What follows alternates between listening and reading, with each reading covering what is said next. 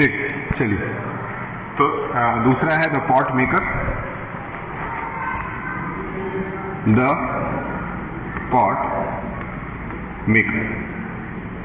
ये दो chapters unit test में आपके आएंगे, इसको पढ़ना है, इसको समझ लेना है। दूसरा है आपका साइंस का सिलेबस। साइंस में आपकी नई वाली बुक से जो भी पुराने किताब से टीचर्स ने पढ़ाई है, अच्छी बात है जो भी उन्होंने पढ़ाया है, लेकिन इसका जो फर्स्ट चैप्टर है वो आएगा। अगर सर ने पहला चैप्टर इससे पढ़ा दिया था तो बहुत अच्छी बात है। चैप्टर का नाम है exploration entering the world of secondary science. Note कर लीजिएगा, क्या नाम है? Exploration entering the world of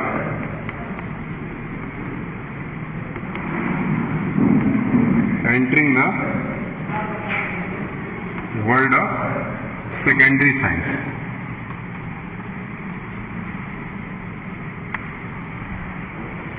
clear है?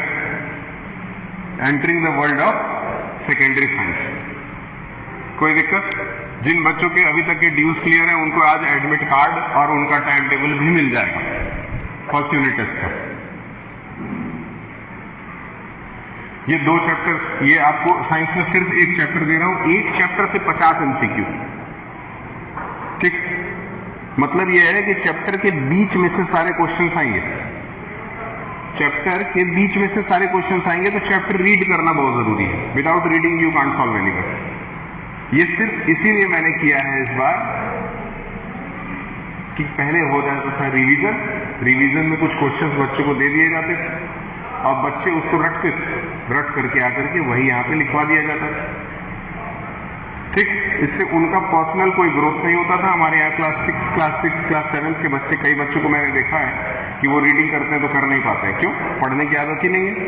लेकिन जब आपके बीच से क्वेश्चन आएंगे तो आपको मजबूरन बस पढ़ना पड़ेगा, क्योंकि 50 सवाल है, मतलब हर एक पेज से।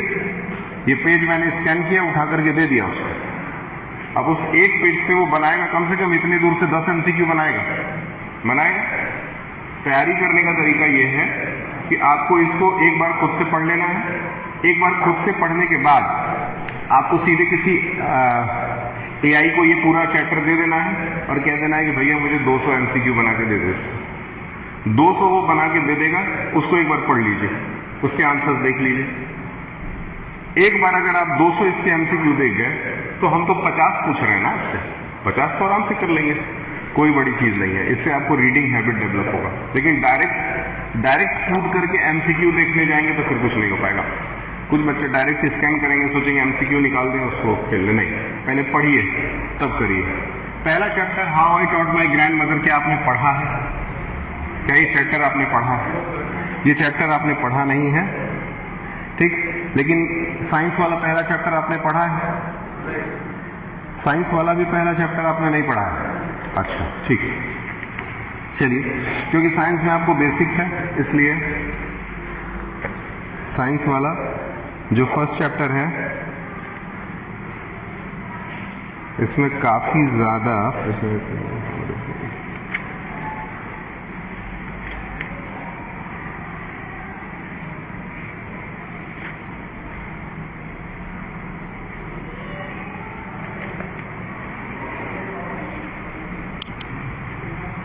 साइंस का आपको कौन सा चैप्टर पढ़ाया गया था?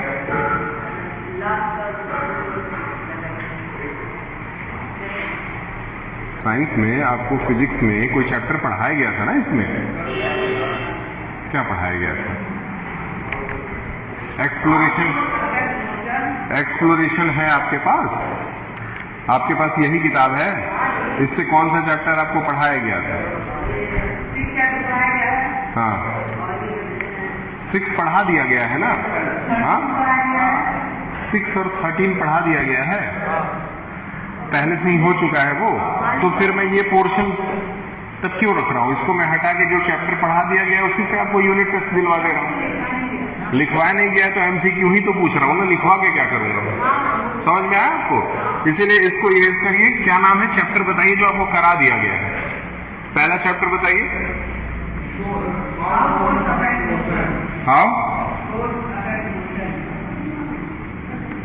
हाउ फोर्स अफेक्ट मोशन, ठीक। और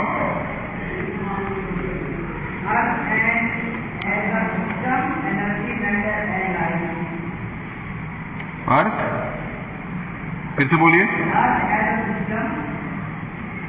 अर्थ एंड एज ए सिस्टम। ठीक, और एनर्जी, मैटर एंड लाइफ।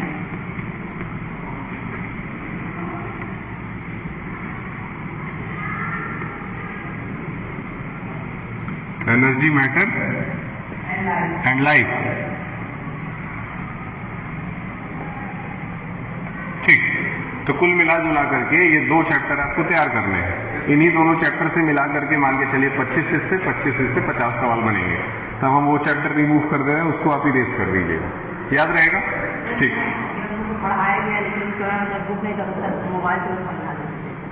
समझा देते थे तो उसका रिवीजन करा देंगे, यही ना।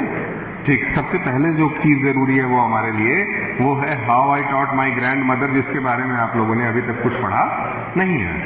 ठीक, इसका एक बेसिक समरी टाइप का लेंगे, समझेंगे इसको।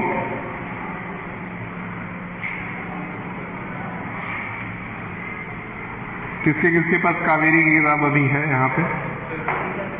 सिर्फ आपके पास है? आपके पास किताब मंगाइए।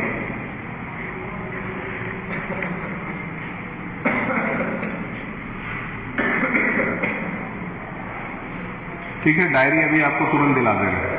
जिनका एडमिशन हो गया है उनको डायरी तुरंत दे दी जाएगी। How I taught my grandmother to read, ये पहला चैप्टर इंग्लिश का है। इस चैप्टर में बेसिकली एक गांव की ही कहानी है, जिसमें एक ऑथर है जो कि एक लड़की है, ठीक, और उसकी एक दादी है। वो अपने दादी के साथ ही रहती हैं, उसके माता पिता उसके साथ नहीं रहते। एक बेसिक समरी देने वाले हैं इस चैप्टर का, डीप में बहुत ज्यादा नहीं जाएंगे। तो ये कहानी जब आप पहला लाइन पढ़ते हैं इस बुक का, इस चैप्टर का टाइटल पढ़ते हैं, तो how I taught my grandmother to read, मतलब मैंने अपने ग्रैंड मदर को रीड करना कैसे सिखाया। इसका सीधा मतलब है कि एक लड़की है, थोड़ी पढ़ी लिखी है, स्कूल जाती होगी, पढ़ती लिखती होगी, लेकिन उसकी ग्रैंड मदर जो है वो विलेज में रहने वाली है। गांव में रहने के कारण उनको बहुत ज्यादा पढ़ने लिखने का अभ्यास नहीं है। अगर पढ़ने लिखने का अभ्यास नहीं है तो फिर वो नहीं पढ़ पाती होंगी। ठीक, तो इस चैप्टर में जो राइटर है वो क्या कर रही है, अपने ग्रैंड मदर को पढ़ना सिखाती है। ठीक, आपके घर में कितने लोगों के घर में ग्रैंड मदर्स है? आपकी दादी जीवित है? कितने लोगों के घर में आपकी दादी हैं अभी सुरक्षित? आपकी दादी है? आप तीनों लोगों की दादी नहीं है, आपकी है। आपने अपनी दादी को पढ़ना सिखाया? दादी गांव रहती है तो दादी किताब रीड कर लेती है, मतलब उतना ज्यादा पढ़ी लिखी नहीं है। तो आप कभी भी गांव जाएं तो दादी को ये किताब एटलीस्ट पढ़ना सिखाइए। यही इस चैप्टर का बेसिक है। ठीक, कहने का मतलब ये, इस चैप्टर में ये बताता है कि चाहे आपकी एज कितनी भी हो गई हो, लेकिन आप हर एज में पढ़ लिख सकते हैं। जैसे कि ये ग्रैंड मदर हो करके, क्योंकि इसको इंटरेस्ट था, इनको इच्छा थी पढ़ने की, ये पढ़ना चाहती थी, इस वजह से इनको क्या कर दिया गया, इनकी क्या कहेंगे, इनको जो पोती है वो उनको पढ़ना सिखा रही है। चलिए अब एक चैप्टर को पढ़ते हैं। चैप्टर स्टार्ट हो रहा है यहां से, कह रहा है when I was a girl of about 12 I used to stay in a village in the north Karnataka. यहीं से पहला एमसीक्यू बनाएगा ये पहला एमसीक्यू यहीं से बनाएगा। अंडरलाइन कर लिए, जहां जहां से टिक मरवाएंगे किताब में वहां वहां से एमसीक्यू बनेगा। देखिए कहाँ की रहने वाली है भैया लड़की? नॉर्थ कर्नाटका। और कितने साल की है? 2 एमसीक्यू बन गया पहले लाइन से, टिक कर लीजिए। यही फायदा है रीडिंग का, हर लाइन से आपको कुछ ना कुछ सवाल बनता चला जाएगा। ठीक है, विथ माई ग्रैंड पेरेंट्स के साथ रहती है ये। आगे बढ़ रहा है। Those days the transport system was not good, so we use to get morning paper only in the afternoon. ठीक, ट्रांसपोर्ट सिस्टम अच्छा नहीं था। अभी हमारे यहाँ पेपर वाला जो है वो सुबह 6 बजे आता है, 7 बजे आ जाता होगा ज्यादा से ज्यादा। क्यों 7 बजे तक आ जाता है कि नहीं पेपर वाला? हाँ 7 बजे तक आ जाता है। इनके यहाँ जो है दोपहर तक पहुंचता था। सुबह निकलता होगा लेकर के अपना, आराम से बहुत दूरी तय करनी पड़ती होगी उसको। सही है, आगे निकलते हैं। The weekly magazine use to come one day late, एक दिन लेट आता था वीकली मैगजीन। एक वीकली मैगजीन होता है जो हफ्ते में एक बार आता है, ठीक है, हफ्ते में एक ही बार वो छपता है। संडे को वो हर संडे को आपको मिल जाता है। बेसिकली जो IAS PCS के लिए जो तैयारी करते हैं बच्चे, वो इस वीकली मैगजीन से पढ़ाई करते हैं। आगे बढ़ते हैं। All of us would wait eagerly for the bus which used to come with the parents weekly magazine and the post. At that time Triveni was a very popular writer in the Kannada language. टिक करिए, एक MCQ यहाँ से बन रहा है। क्या है? त्रिवेणी, है ना। लिखा है कि उस समय त्रिवेणी एक बहुत पॉपुलर राइटर हुआ करते थे कन्नड़ लैंग्वेज। किस लैंग्वेज के? कन्नड़ लैंग्वेज के त्रिवेणी जो है वो बहुत फेमस। मतलब आपको हम अभी तक 3 सवाल दे चुके हैं, 3 क्वेश्चन। आगे बढ़ते हैं। She was a wonderful writer, her style was easy to read and very convincing. Her stories usually dealt with complex physiological problem. यहाँ से एक MCQ बन रहा है, फिजियोलॉजिकल प्रॉब्लम, मतलब ये ज्यादातर फिजियोलॉजिकल प्रॉब्लम्स को सॉल्व करती थी, मनोवैज्ञानिक वाली जो समस्याएं होती हैं उसको, ठीक है। Problem in the lives of ordinary peoples. Ordinary मतलब क्या होता है? सामान्य आदमी। हम लोग सामान्य आदमी हैं। आपकी डायरी आ गई है, ले लीजिए। कौन सी क्लास? 7 ये 9th है मैम। मोहम्मद असलम 9th। अंशिका राजवीर गुप्ता ब्रिजेश कृष्णा अर्पिता साहनी अनुष्का साहनी स्वामी अंशिका निषाद। स्वामी है इसमें? कहाँ है? आए नहीं है। अंशिका निषाद आरव है।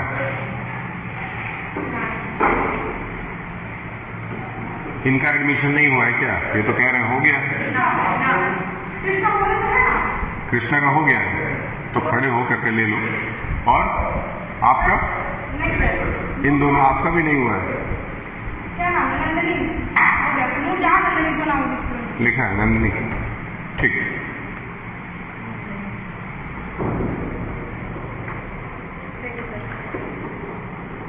ठीक है, एडमिशन करा के अपनी डायरी ले लीजिए और डायरी में ही अब ये नोट करेंगे। उसमें बहुत सारी चीजें हैं, धीरे धीरे आपको समझ में आ जाएंगी। डायरी खोल के देखिएगा।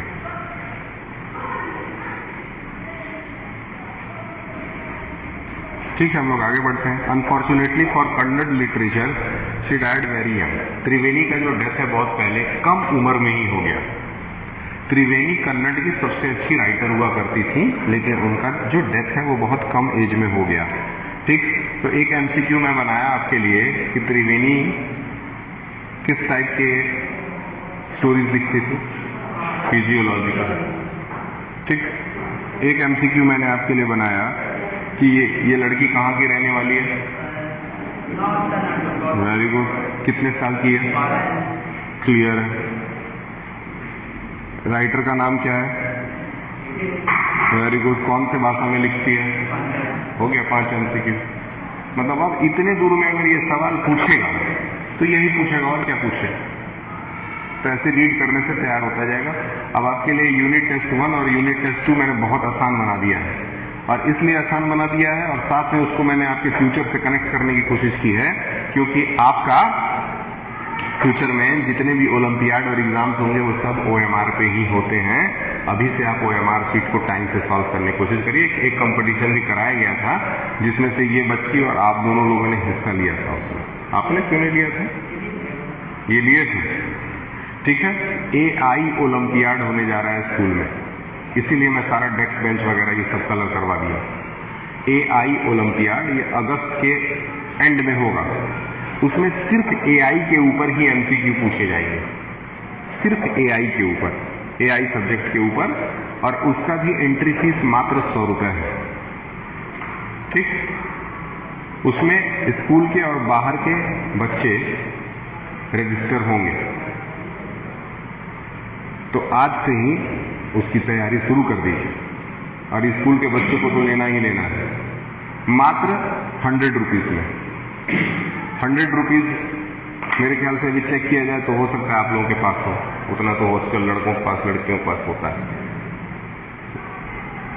तो मतलब आप अपने खुद के पैसे से आप अपना एग्जाम दे सकते हैं। और इस बार जो 3 बच्चों ने एग्जामिनेशन क्वालिफाई किया उसमें से फर्स्ट प्राइज जो था वो 2100 रुपये था, 1100 रुपये था और 501 रुपये था। ये तीनों प्राइज जो है वो चेक के माध्यम से उन बच्चों को, उनका फोटो भी मैं रिलीज करा दिया था, जो जिनका आया था।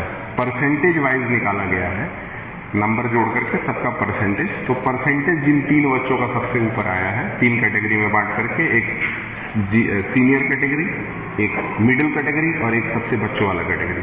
तीनों में सबसे हाई परसेंटेज वाले बच्चों को प्राइज दिया गया है। उम्मीद करते हैं कि आप भी फ्यूचर में इसके लिए तैयार होंगे। तो आप लोग AI वाला एग्जामिनेशन जरूर दे दीजिएगा, क्योंकि AI का युग चल रहा है और ये अगस्त में हम लेने वाले हैं। 1.5 महीना अभी हमारा रजिस्ट्रेशन चलेगा आज से।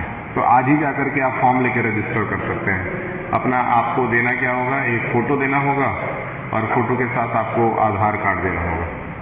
आधार कार्ड से लिंक हो जाएगा, तो आधार कार्ड से ही लिंक हो जाएगा और उसी पे आपका रिजल्ट का मैसेज चला जाएगा आधार से लिंक करके।